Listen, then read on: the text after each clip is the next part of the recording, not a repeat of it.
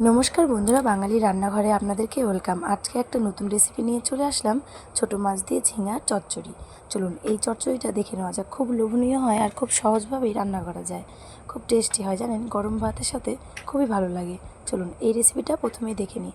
প্রথমে আমি তেল দিয়ে দিয়েছি, তেলটা ভালোই হিট করে নিয়েছি। ছোট মাছগুলো দিয়ে দিয়েছি, ভেজে নেব সুন্দর করে কড়কড়া করে, উল্টে পাল্টে। চলুন উল্টে নেওয়া যাক মাছগুলো। গরম করে, বেশি করে গরম করে নিলে মাছগুলো ভাঙে না। দেখুন কত সুন্দরভাবে উল্টে গেল। এইভাবেই আমি মাছগুলো সব ভেজে নেব। ধরুন উঠিয়ে নিই, মাছগুলো ভাজা হয়ে গেছে। আরও কিছু মাছ ছিল, ভেজে নিয়েছি। তারপরে ওই তেলেই আমি গোটা জিরে দিয়ে দিলাম, সাদা জিরে। একটু ভাজা হলে দিব আমি এটার উপরে। দেখুন একটু ভেজে নিচ্ছি, হয়ে গেছে ভাজা। এবার আমি কুচি করা রসুন দিয়ে দিব। এখানে আমি 4টা রসুন নিয়েছি, একদম ছোট ছোট 4টা রসুন নিয়েছি, দিয়ে দিলাম। রসুনটা একটু ভাজা হওয়ার পরে কেটে রাখা পেঁয়াজ দিয়ে দিলাম। মিডিয়াম সাইজের 3টা পেঁয়াজ নিয়েছি এখানে আমি। পেঁয়াজগুলো ভেজে নিচ্ছি।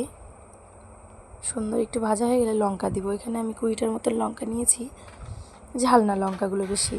এই লঙ্কা দিয়ে আর একটু ভালো করে ভেজে টেজে নিলাম, একটু নেড়ে চেড়ে নিব। তারপরে দিয়ে দেবো কেটে রাখা একটা টমেটো, লম্বা লম্বা করে কেটে নিয়েছি একটা টমেটো। সুন্দর করে এটা এখন ভাজবো।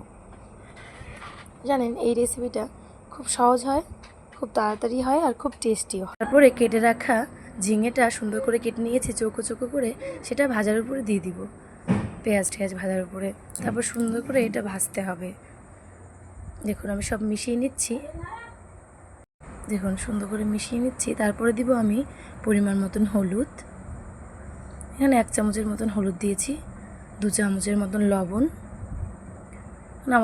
আপনাদের স্বাদ মতন দেবেন। দেখুন সুন্দর করে মিশ্রণ করে নিয়েছি। এবার ভালো করে ভাজতে হবে। আমি এক্সট্রা জল দিব না, এতেই জল উঠবে। এক্সট্রা জল দিলে অন্যরকম একটাই হয়ে যাবে। জল দিব না, এটাই জল উঠবে, এটা দিয়ে আমি রান্না করব। দেখুন জল উঠে গেছে। সুন্দর করে নেড়ে চেড়ে ভালো করে কষাতে হবে। যে কোনো রান্না ভালো করে কষালে টেস্টি হয়। কাঁচা গুঁড়ো একটা গন্ধ থাকলে তরকারি কোনো টেস্ট হয় না। ভেজে রাখা মাছগুলো দিয়ে দিলাম, ছোটো মাছগুলো। দেখুন সুন্দর করে মিশিয়ে নিচ্ছি। তারপরে আমি জানেন একটু ঢাকা দিয়ে রেখেছিলাম। দেখুন আরও জল উঠে গেছে। আবার একটু নেড়ে নিই, এটাতেই সিদ্ধ হয়ে যাবে ঝিঙেগুলো। মাছগুলো এখন দিয়ে দেওয়ার কারণ, মাছগুলো কড়কড়া করে ভেজেছি, জিনিসটা নরম হয়ে যাবে। তারপরে দিব জিরের গুঁড়ো, 1 চামচের মতন জিরের গুঁড়ো দিয়ে দিয়েছি। ভাজা জিরের গুঁড়ো, তেজপাতা, জিরে এগুলো ভেজে গুঁড়ো করে রেখেছিলাম। দেখুন হয়ে গেছে আমার ছোটো মাছের ঝিঙে দিয়ে চচ্চড়ি। কত সুন্দর হয়েছে, লোভনীয়। দেখুন নমস্কার, আবার দেখা হবে নতুন একটা ভিডিও।